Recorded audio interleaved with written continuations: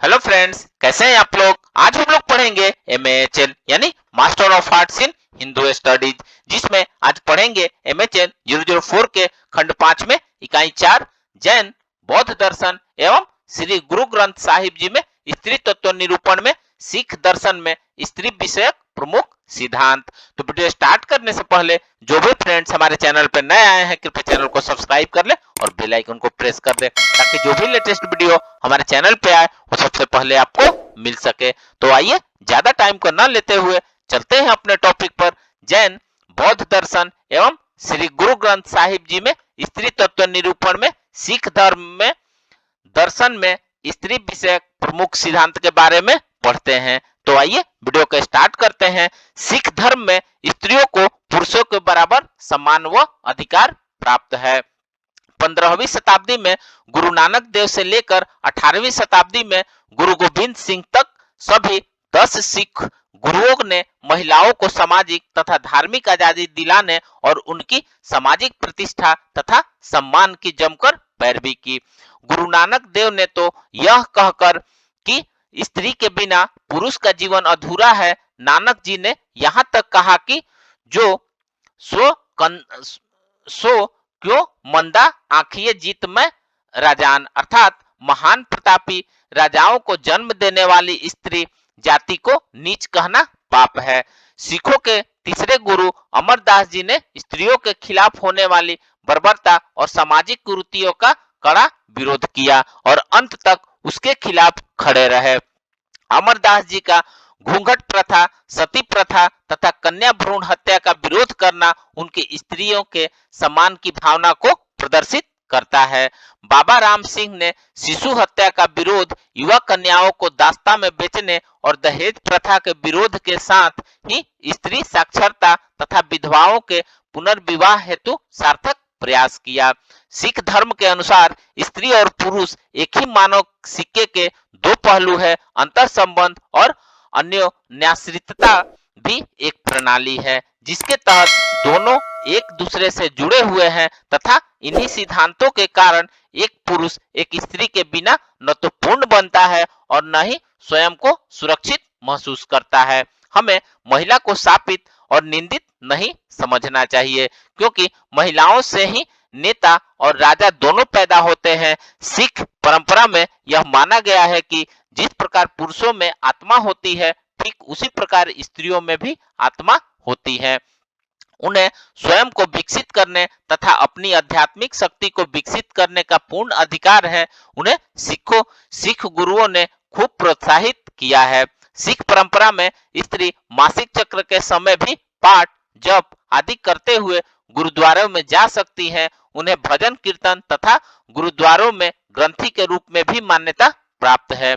गुरु नानक ने अपने बाद के सभी गुरुओं को स्त्री समानता को बनाए रखने हेतु निरंतर प्रोत्साहन दिया। उन्होंने स्त्रियों को सेवा, भक्ति, बलिदान, प्रथा तथा बहादुरी में पुरुषों के बराबर स्थान दिया। सिख धर्म में कुछ ऐसी स्त्रियां हैं जिन्हें संपूर्ण सिख इतिहास और परंपरा में आदर्श माना जाता है, जिनमें माता गुजरी, माई भागो, माता सुंदरी, रानी साहिबा कौर, रानी सदा कौर और महारानी जिंद कौर। ये सभी स्त्रियां अपने युद्ध कौशल तथा सामाजिक सांस्कृतिक अवदान के कारण सिख परंपरा में पूज्य हैं।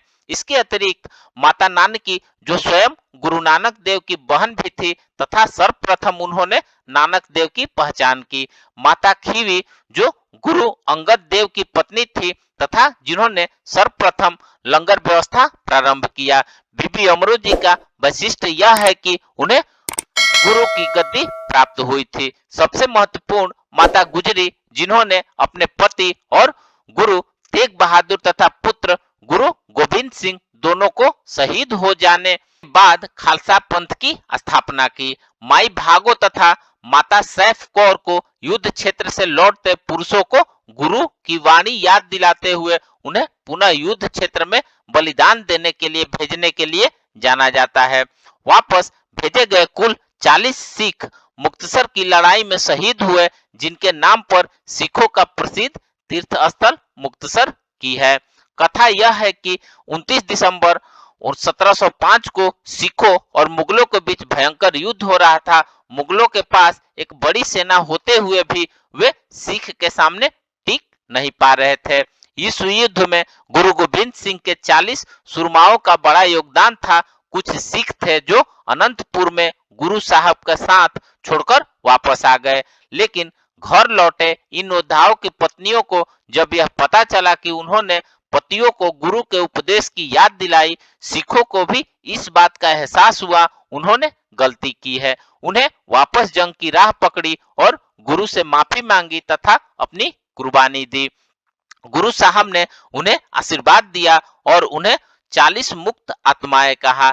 जिस स्थान पर यह घटना घटी उसे आज हम पंजाब में मुक्तसर के नाम से जानते हैं, जहां के पवित्र स्मारक और सरोवर इतिहास के गौरवशाली क्षणों को याद दिलाते हैं और सिख स्त्रियों के प्रति सम्मान और गौरव का भाव भी पैदा करते हैं।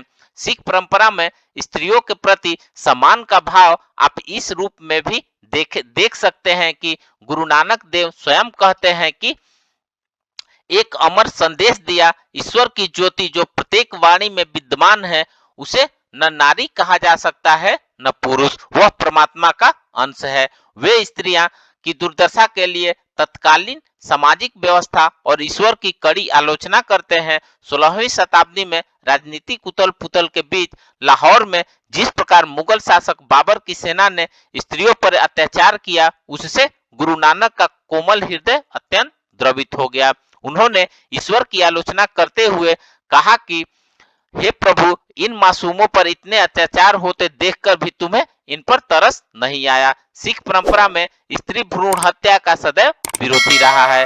सिख गुरुओं ने इसकी कड़ी निंदा की तथा जो लोग भी यह अनैतिक कृत्य करते थे उनके लिए उन्होंने कुड़ी मार शब्द का प्रयोग करते हुए संपूर्ण सामाजिक बहिष्कार के लिए कहा तथा रोटी बेटी का रिश्ता न रखने की हिदायत दी। इस संदर्भ में गुरु गोविंद सिंह का भी हुक्मनामा देखिए। सिख परंपरा स्त्री सम्मान की जो अलग गुरु नानक देव ने जलाई, उनके बाद के गुरुओं ने भी उसे कभी बुझने नहीं दिया।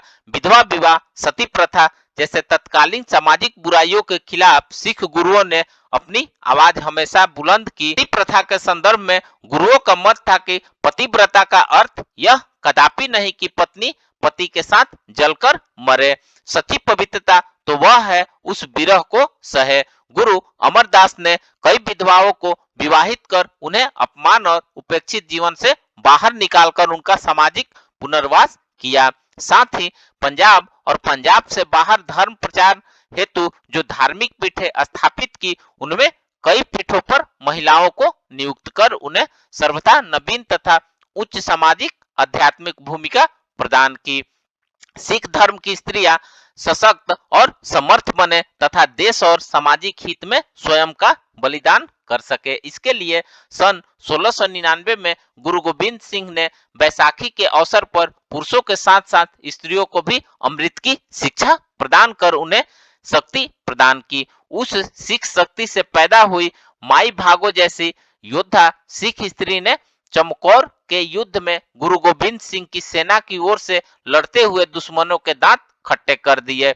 इसी युद्ध में बीबी हरशरण की युद्ध के मैदान में पहुंचकर दुश्मनों से लड़ते हुए अंततः शहीद हो गई। इस प्रकार सिख इतिहास के निर्माण में तथा परंपरा के निर्वाह में स्त्रियों की शानदार भूमिका का प्रारंभ हुआ, जो अब भी कायम है। तो फ्रेंड्स, इस प्रकार से आज हमने जैन, बौद्ध दर्शन एवं श्री गुरु ग्रंथ साहिब जी में स्त्री तत्व निरूपण में सिख दर्शन में स्त्री विषयक प्रमुख सिद्धांत के बारे में पढ़ा। तो मिलते हैं एक नए वीडियो के साथ में, तब तक हमारे चैनल पे बने रहिए। धन्यवाद।